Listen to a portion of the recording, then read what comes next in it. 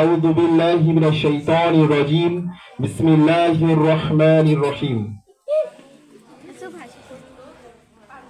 সবাই ভালো আছো তোমরা? আলহামদুলিল্লাহ, আমি ভালো আছি।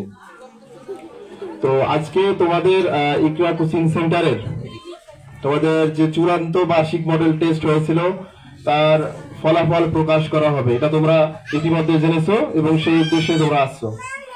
তো আমি বেশি সময় নেব না, তোমাদেরকে খুব দ্রুত তোমাদের ফলাফল দিয়ে তোমাদেরকে আমি ছুটি দিয়ে দেবো, কারণ দিন খুবই শর্ট।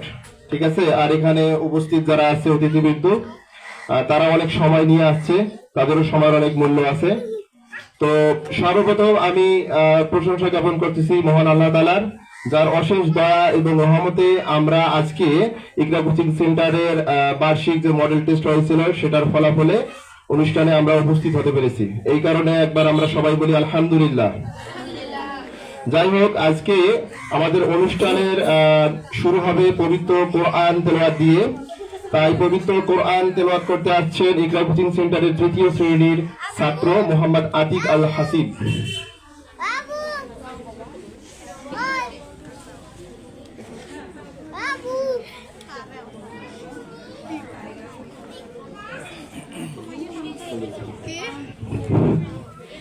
السلام عليكم ورحمة الله وبركاته. أعوذ بالله من الشيطان الرجيم. سورة ياسين مكية. بسم الله الرحمن الرحيم. ياسين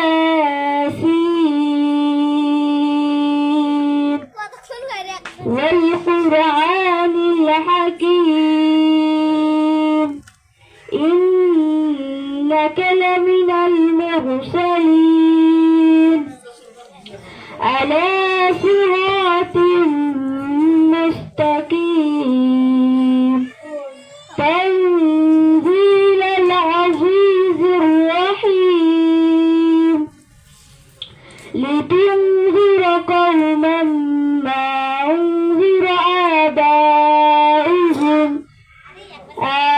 آبائهم فهم غافلون.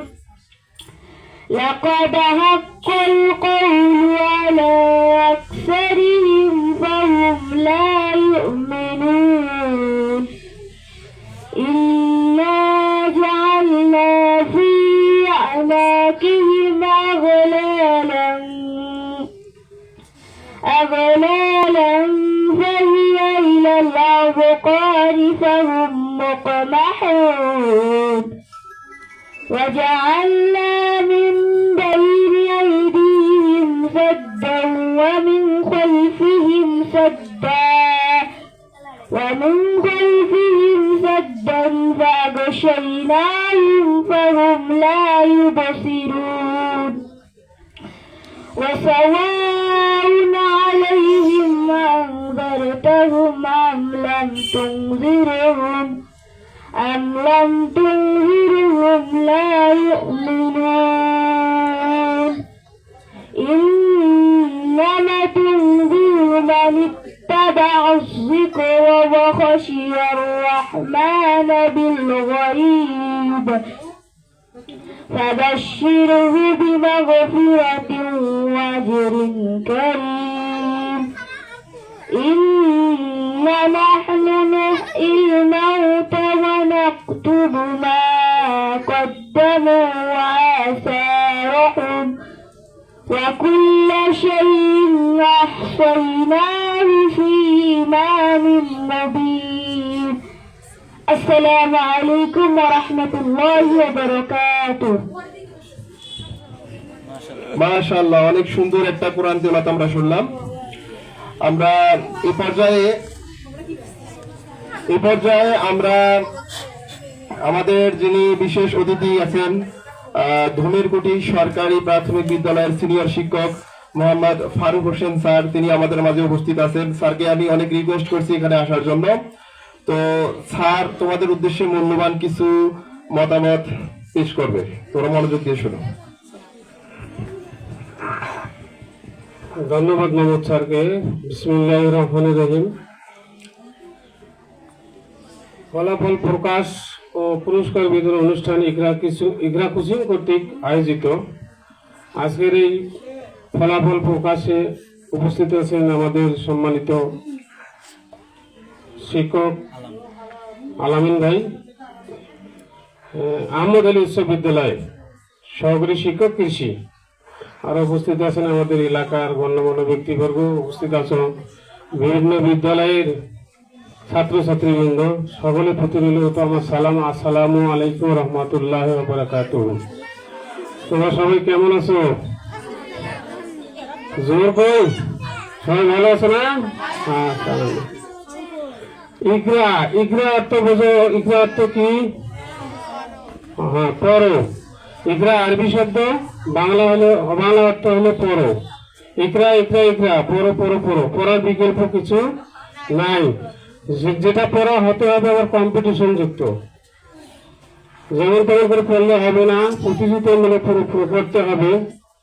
যেহেতু এখানে ইকরা কোচিং, মাঝে মাঝে সরকার কিন্তু কোচিং বন্ধ করে দেয়, প্রাইভেট পড়া নিষেধ করে দেয়, কিন্তু আবার এগুলা ছাড়া আবার হয় না। এখনকার ছেলেমেয়েরা তো মোবাইল অ্যাডিক্টিভ বলা যায়, সবাই এখন মোবাইল নিয়ে ব্যস্ত, সবাই মোবাইলে আসক্ত, লেখাপড়ার দিকে মনোযোগ কম। বিদায় হয়তো বাবা মা চাপে রাখার জন্য বিভিন্ন কোচিংয়ে অথবা প্রাইভেটে রাখে, ব্যস্ত রাখে, যাতে মোবাইলের প্রতি আসক্ত না হয়। বর্তমান সমাজটা এমন হয়ে গেছে, মোবাইল ছাড়া চলে না, আবার মোবাইলও দিতে হবে, কিন্তু মোবাইলের ব্যবহারটা ভালো কাজে লাগাইতে হবে, ভালো দিকগুলো নিতে হবে। পড়াশোনার বিভিন্ন সাইট আছে, সেগুলোর থেকে শিক্ষণীয় জিনিসগুলো শিখবে, কিন্তু যেগুলো ভালো না সেগুলো বর্জন করতে হবে। মোবাইল যদি সব ব্যবহার করো, বর্তমান যুগটা হলো ডিজিটাল যুগ, মোবাইল যুগ, সেক্ষেত্রে মোবাইলের প্রয়োজন আছে, কিন্তু ভালো কাজ ব্যবহার করতে হবে মোবাইলটা। তো আমি মনে করি তোমরা বিভিন্ন স্কুল থেকে আসছো, আমি প্রাথমিক বিদ্যালয়ের একজন শিক্ষক, আমাদের হাত ধরেই কিন্তু আসছো। আমি না পড়াইলে অথবা অন্য কোনো স্যার আমার মতো পড়েছেন। আমার চাকরি প্রায় 23 বছর আজকে। অনেকে হয়তো যারা এবারে বৃত্তি পরীক্ষা মডেল দিছে আছে মনে হয় এখানে অনেকে, তারা দেখছো আমাদের ডিউটিতে। এখন আবার মেধা বৃত্তি, যেটা বৃত্তি পরীক্ষা 5ম শ্রেণী আছে কি স্যার, এখন আবার বৃত্তি পরীক্ষাটা তুলে দিয়ে এখন মেধা যাচাই পরীক্ষা নাম দেওয়া হয়েছে, মেধা যাচাই। যাই হোক, আমি বেশি কিছু বলবো না। আমার কথা হলো পড়ো পড়ো পড়ো এবং ভালো করে পড়ো, যেখানেই পড়ো ভালো করেই পড়ো, বাসায় ভালো করে পড়বে। যত পড়াশোনার মধ্যে চাপে থাকবে অত তোমার মেধা বৃদ্ধি হবে। যদি পড়াশোনার বাইরে থাকো তাহলে তোমার মেধা ক্ষয় হতে থাকবে। মোবাইলে বেশি সময় দেবে না, বইয়ের প্রতি বেশি সময় দেবে। তোমরা মানুষ হবে, বড় হয়ে মানুষ হবে, লেখাপড়া করবে, লেখাপড়া ছাড়া বিকল্প কিছু নাই। ডাক্তার হতে গেলেও লেখাপড়া লাগবে, শিক্ষক হতে গেলেও লেখাপড়া লাগবে, যে পেশায় যাও লেখাপড়ার বিকল্প কিছু নেই। তাহলে লেখাপড়া যদি হতে চাও, বড় মানুষ হতে চাও, তাহলে পড়াশোনাটা সবাইকে অবশ্যই ভালো করে চালিয়ে নিতে হবে যেখানে যাও। আর আজকে যে ফলাফল অনুষ্ঠানটা, এখানে ফলাফল হয়তো মামুন স্যার তৈরি করছেন 6ষ্ঠ থেকে 9ম শ্রেণী পর্যন্ত। পরীক্ষায় সবাই ভালো করে না, কেউ ভালো করবে, কেউ খারাপ করবে। এটা নিয়ে কারো যেন মন খারাপ না হয়, বা স্যার একটু পুরস্কারের ব্যবস্থা করছে, পুরস্কার দেবে যে ভালো করছে, আবার যে মন্দ করছে, হ্যাঁ মন খারাপ হওয়া স্বাভাবিক, কিন্তু না, তোমাকে মন খারাপ না করে সামনে যেন আবার তুমি এরকম পুরস্কৃত হও, সে উদ্দেশ্যে নেবে লেখাপড়া করতে হবে। মোট কথা প্রতিযোগিতামূলক পড়াশোনা করতে হবে যদি ভালো কিছু হতে চাও। তো আমি আর কিছু না বলে সবার দীর্ঘায়ু কামনা করে সুস্থ সুন্দরভাবে লেখাপড়ার দিকে মনোযোগ দিয়ে দেশকে এগিয়ে নিয়ে যাও, এই প্রত্যাশা রেখে আমি আমার সংক্ষিপ্ত বক্তব্য এখানে শেষ করছি। আসসালামু আলাইকুম রহমতুল্লাহ বারাকাতুহু। স্যারকে অসংখ্য ধন্যবাদ তার মূল্যবান বক্তব্য রাখার জন্য। তো আসলে আমাদের একজন অতিথি তিনি একটু প্রয়োজনে বাইরে গেছেন, তিনি কিছু বলতেন, তো আসলে হয়তোবা ওনার লেট হবে। তো আমি ওনার কাছ থেকে অনুমতি নিয়েছি, আমরা চূড়ান্ত পর্যায়ে চলে যাব, মানে আমাদের যে ফলাফল ঘোষণা আছে আমরা সেই দিকে চলে যাব। তার আগে কিছু কথা বলি। মূলত আমাদের একটু সবাই মনোযোগ দিয়ে শুনবে, কেউ কথা বলবে না, ঠিক আছে? যে আমাদের কোচিং সেন্টারটা কিন্তু আমি জোর দিয়ে বলি যে অন্যান্য কোচিং সেন্টারের মতো না, এটা তোমরা ভালো করেই জানো, ঠিক আছে? কেননা এর কিছু বৈশিষ্ট্য তোমরা সবাই জানো, যেখানে আসলে অবশ্যই পড়াশোনা করতে হবে। অন্যান্য কোচিং সেন্টারে আমি নিজেও ছিলাম এবং সেইটার উদাহরণ আমি নিজেই, যে সেখানে পড়ালেখার চেয়ে বেশি বন্ধু বান্ধব, তারপর ছেলে মেয়ে, একটু মানে রিলেশনশিপ, এইগুলোর দিকে ঝুঁকে বেশি। কিন্তু আমার এখানে ম্যাক্সিমাম কিন্তু মেয়ের সংখ্যা বেশি।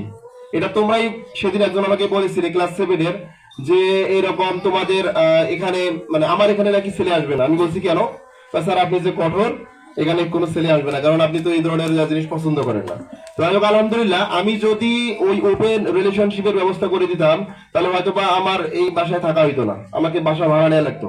কারণ স্টুডেন্ট এত পরিমাণ আসতো যে আমার এই পুরা রুম, পুরা বাসা একদম সম্পূর্ণ আমাকে কোচিং এর জন্য বরাদ্দ করা লাগতো। তো যাই হোক, আমার আসলে টাকার দিকে ওইরকম কোনো ইয়া নাই। যদি আমার বিজনেস উদ্দেশ্য হইতো তাহলে কিন্তু আমি ওই ধরনের প্ল্যান করতাম। তো আমার প্ল্যানটা আসলে হচ্ছে যে স্কুলে কিন্তু তোমরা যে পড়াশোনা করো, একটা ক্লাসে তোমাদের একটা স্যার যখন ক্লাস নেয় তখন কিন্তু তোমাদের ক্লাসে 70-60 এরকম স্টুডেন্ট থাকে।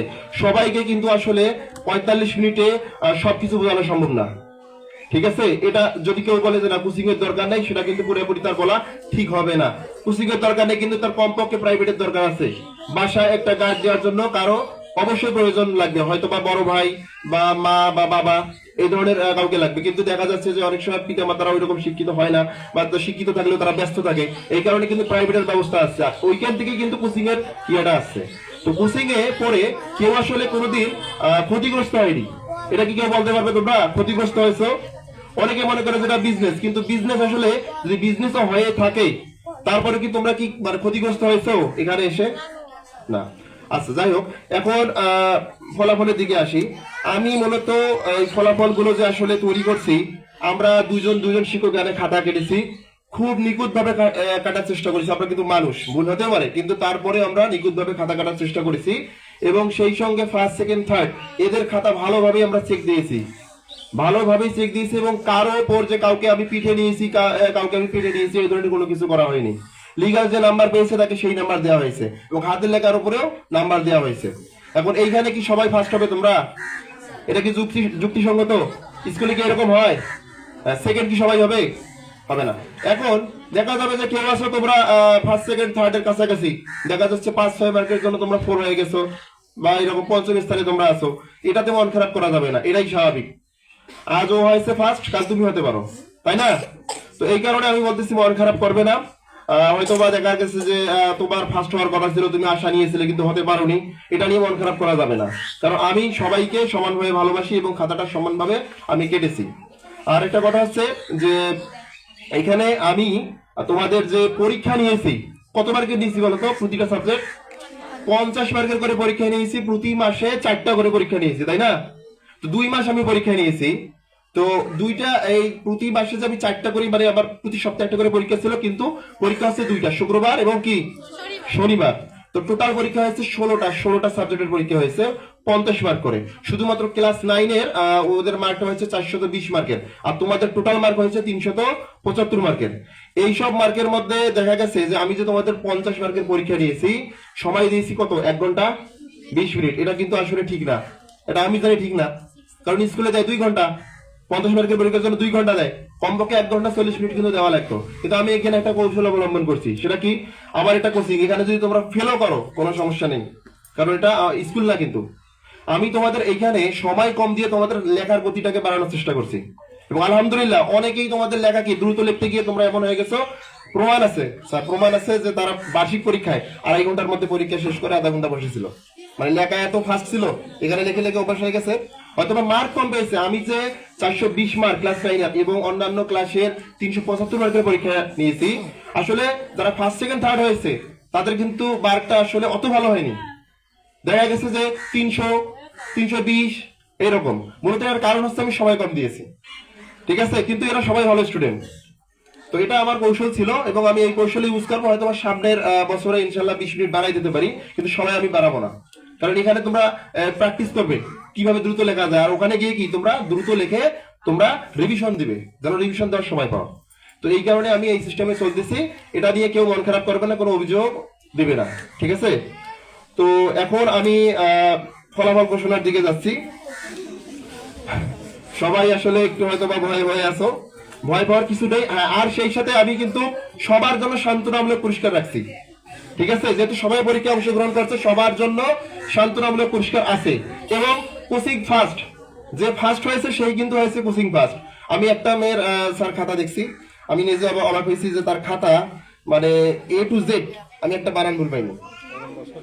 হ্যাঁ, তো যাই হোক, তো ওই স্টুডেন্টের প্রতি আমি খুবই সন্তুষ্ট, এই কারণে আমি এক্সট্রা আরেকটা গিফট রাখছি তার জন্য, ঠিক আছে। সে একটা গিফট পাবে ফার্স্টের, আবার সেই সঙ্গে কি পাবে আরেকটা এক্সট্রা কোচিং ফার্স্টের গিফট পাবে। তো যাই হোক, আমি সরাসরি ফলাফলে যাচ্ছি।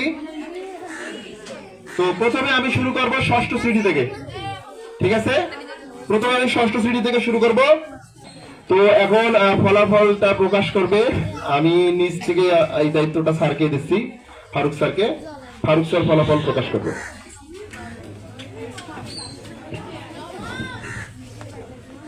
ধন্যবাদ মামুন স্যারকে। ইকরা কোচিং করতে আয়োজিত বার্ষিক মডেল টেস্টের ফলাফল 2025 প্রথম থেকে তৃতীয় স্থান পর্যন্ত। আর বাকি যারা ইয়ে করবে তাদেরকে জন্য একটা সান্ত্বনা স্বরূপ পুরস্কারও আছে। তো চিন্তার কোনো কারণ নাই, সবাই পাবে পুরস্কার। এবার আমি পুরস্কারের তৃতীয় স্থান অধিকারী, ষষ্ঠ শ্রেণী থেকে তৃতীয় স্থান অধিকারী মোসাম্মদ নুসরাত জাহান নুহা আছে উপস্থিত।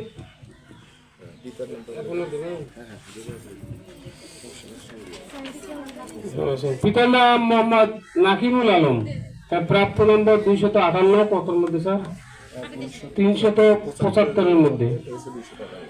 মোট নম্বর ছিল 375 নম্বর, তার মধ্যে সে পেয়েছে 258 নম্বর, পেয়ে তৃতীয় স্থান অধিকার করেছেন। তাকে পুরস্কার নেওয়ার জন্য মামুন স্যারের হাত থেকে পুরস্কার নেওয়ার জন্য অনুরোধ জানাচ্ছি।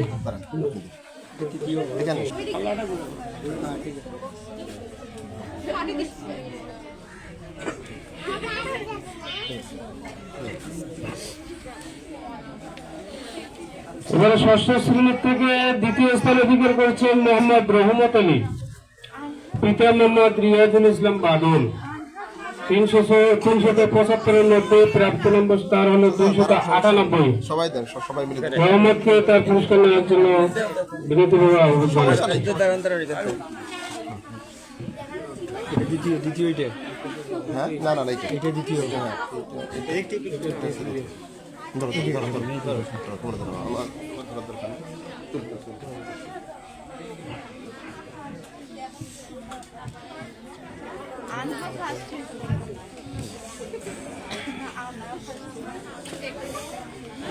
ষষ্ঠ শ্রেণী থেকে এবারে প্রথম স্থান অধিকার করেছেন মোসাম্মদ তায়াসিন মোর্শেদ আনহা, পিতা মোহাম্মদ মাহবুব মোর্শেদ আল আমিন, প্রাপ্ত নম্বর 335। 375-এর মধ্যে 335 পেয়ে ষষ্ঠ শ্রেণীতে প্রথম হয়েছেন। আনহাকে তার পুরস্কার নেওয়ার জন্য আহ্বান জানাচ্ছি।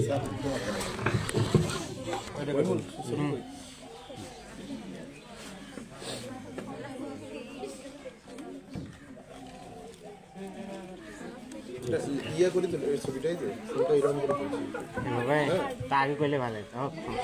এবারে সপ্তম শ্রেণী থেকে তৃতীয় স্থান অধিকার করেছেন মোসাম্মদ নুজাত নাওয়ার নাইমা, পিতা মোহাম্মদ রুবেল আনসারি, প্রাপ্ত নম্বর 243। নাইমাকে তার পুরস্কার নেওয়ার জন্য বিনীতভাবে আহ্বান জানাচ্ছি। ওইদিকে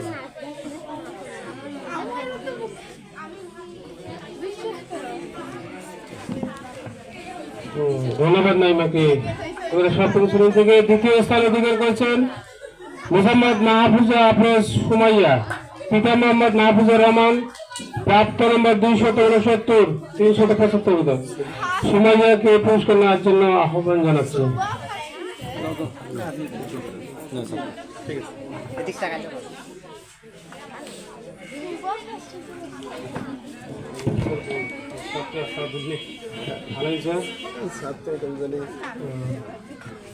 এবারে সপ্তম শ্রেণী থেকে প্রথম স্থান অধিকার করেছেন মোহাম্মদ ফাইয়া বিনতে ফারুক, পিতা মোহাম্মদ ফারুক হোসেন, প্রাপ্ত নম্বর 290 375 মার্কের মধ্যে।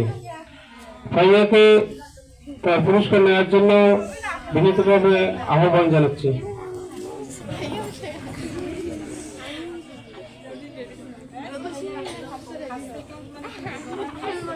ভাইয়া তো হয়তো অনেকে জানো না, আমার মেয়ে, আমার একটা ভাগ্নিও আছে, ওই যে ফিয়া।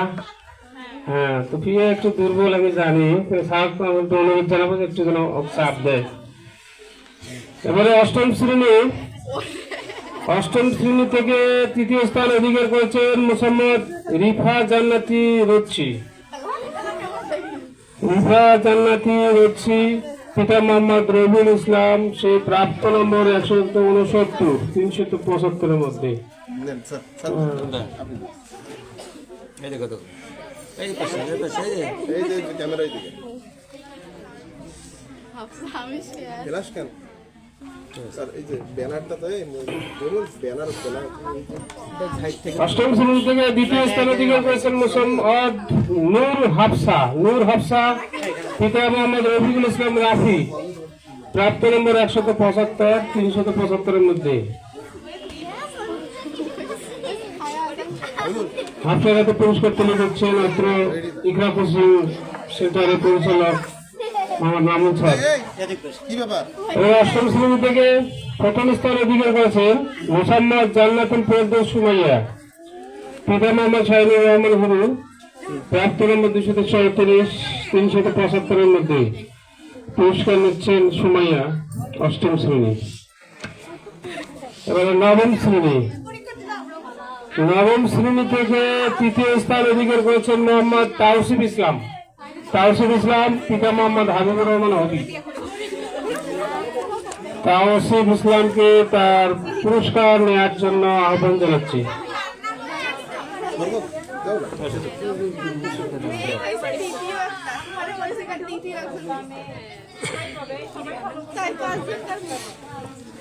নবম শ্রেণী থেকে দ্বিতীয় স্থান অধিকার করেছেন মোহাম্মদ আবিদা সুলতানা কাইফা, পিতা মোহাম্মদ আতারুল ইসলাম, প্রাপ্ত নম্বর 246 420 মধ্যে।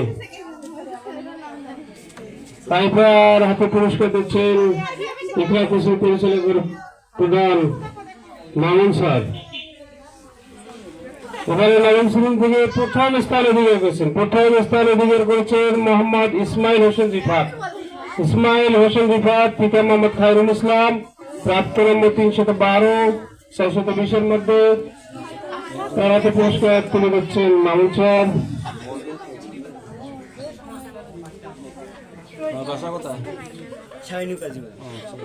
আমরা ষষ্ঠ থেকে নবম শ্রেণী পর্যন্ত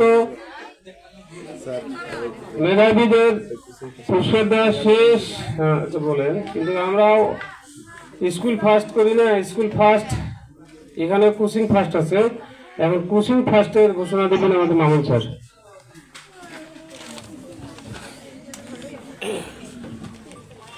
যাই হোক, আমাদের ফলাফল প্রকাশ শেষের দিকে, একদম শেষ পর্যায়ে। তো সবার থেকে যে নাম্বার ভালো পেয়েছে, যার খাতাটা আমি সবচেয়ে পরিষ্কার পেয়েছি, বানান সবচেয়ে কম ভুল, ঠিক আছে, এবং গঠনমূলক লেখা লিখছে, আজে বাজে কোনো কিছু লেখেনি, বোঝাই যাচ্ছে যে সে ভালো পড়াশোনা করছে, ঠিক আছে। আমি ওর খাতা সবগুলো চেক দিয়েছি, আজে বাজে কোনো কথা, অনেক স্টুডেন্ট আছে যারা মন করা কথা বলে, তো এই ধরনের কথা লেখে, তো এই ধরনের কথা আসলে ও লেখেনি।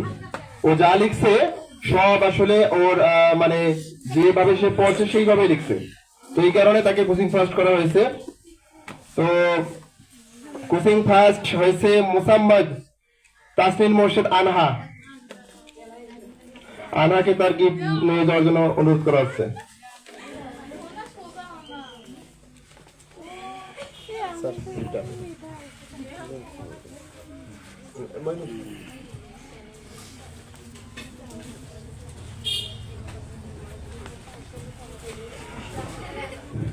হোক, আমাদের আসলে ফলাফল প্রকাশ একদম শেষ। কোচিং ফার্স্ট পর্যন্ত আমরা আসলে পুরস্কার দেওয়ার জন্য এদেরকে নির্ধারণ করেছিলাম। তো আমাদের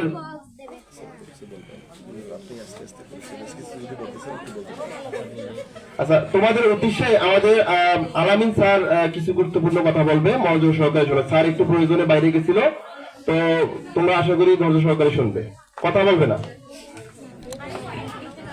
আসসালামু আলাইকুম রহমতুল্লাহ। উপস্থিত ছাত্রছাত্রীবৃন্দ এবং স্যার যারা আছেন সবাইকে আসসালামু আলাইকুম রহমতুল্লাহ।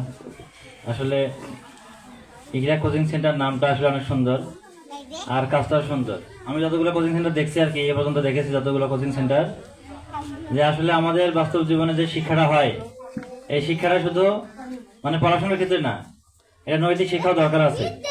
বর্তমান সময়ে ছাত্রছাত্রীরা নৈতিকতা হারিয়ে ফেলতেছে। তাদের গার্জিয়ানরা এরকম যাদেরকে শিক্ষা যেভাবে দেওয়া দরকার সেভাবে শিক্ষা দিতে না পারার কারণে ছাত্রছাত্রীরা পড়াশোনার পাশাপাশি মানসিক যে শিক্ষা, নৈতিক যে শিক্ষা, সেই শিক্ষাটা অর্জন করতে পারতেছে না। এই জন্য একটা কথা আছে আমাদের প্রবাদ যে দুর্জন বিদ্যা নাহলে পরিত্যাজ্য। অনেকে পড়ালেখা ভালো শেখায়, পড়াশোনা ভালো করায়, কিন্তু তাদের এখানে গিয়ে চরিত্র ভালো হয় না, চরিত্র খারাপ হয়ে যায়, আচার আচরণ খারাপ হয়ে যায়, মন মানসিক খারাপ হয়ে যায়, তারা মোবাইল বিভিন্ন ধরনের অনৈতিক কাজে লিপ্ত হয়ে যায়। এই জন্য যে আমি দেখছি এখানে এই স্যারকে দেখছি, বাবু স্যারকে, যে উনি এখানে শুধু পড়াশোনার শিক্ষা না, মানে শুধু মৌলিক উনি পাশাপাশি দিনের শিক্ষাও দেন, নামাজের কথা বা পর্দার কথা, দিনের কথা, অন্যান্য বিষয়গুলো শিক্ষা দেওয়ার চেষ্টা করেন। এই জন্য মনে হয় যে আমার যদি ছেলেমেয়ে থাকতো আমি এই কাজে পাঠাইতাম, কারণ এখানে পরিবেশটা ওনারা যেভাবে পড়ায়, যেভাবে শিক্ষা দেয় এবং যেভাবে নৈতিকতা শিক্ষা দেয়, এটা আমার অনেক ভালো লাগে। এবং উনি দিনের এই ব্যাপারে কোনো ছাড় দেন না, পড়াশোনার ব্যাপারে অনেক উনি আন্তরিকতাভাবে চেষ্টা করেন ছাত্রছাত্রী ভালো রেজাল্ট করে এবং ভালো মানুষ হয়। এই জন্য সবাইকে যারা আছে এখানে পড়াশোনার ছাত্র যারা এখানে ভালো করে মনোযোগ দিয়ে পড়াশোনা করবে, পাশাপাশি এই ইকরা কোচিং মান যাতে উন্নত হয়, এটা যাতে মান সম্মান বজায় থাকে সেই জন্য সবাই চেষ্টা করবো ইনশাআল্লাহ। সবাইকে ধন্যবাদ জানিয়ে আমার বক্তব্য শেষ করতেছি। আসসালামু আলাইকুম। তো তোমরা আসলে কেউ যাবে না, কারণ তোমাদের সান্ত্বনা পুরস্কারটা নেওয়ার পর তোমাদের সবার জন্য যে কেকের আয়োজন করা হয়েছিল সেটার জন্য তোমরা অবশ্যই অপেক্ষা করতেছো। তো সেটা শেষ করে তারপর ইনশাল্লাহ বাসা চলে যাবে, ঠিক আছে? একটু অপেক্ষা করো।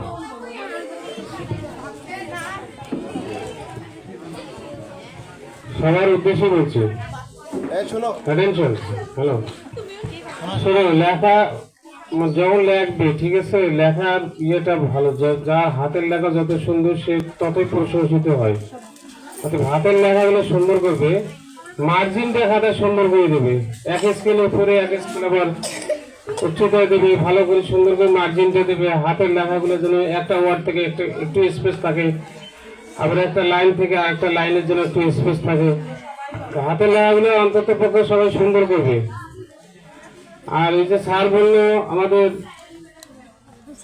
নৈতিকতার অভাব, আসলে বর্তমান প্রেক্ষাপটে নৈতিকতার অনেক অভাব আছে, মূল্যবোধের অভাব আছে।